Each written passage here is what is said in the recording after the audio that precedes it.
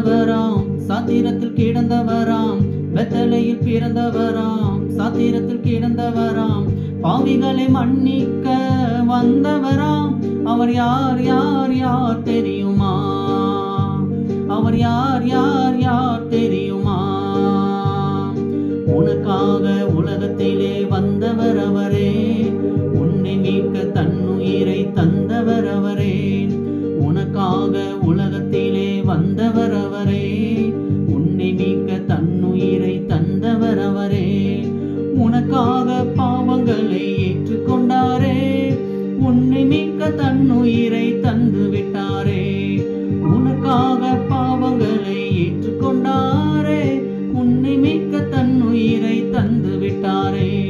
அவர்தான் அவர்தான் அவர்தான் இயேசு, அவர்தான்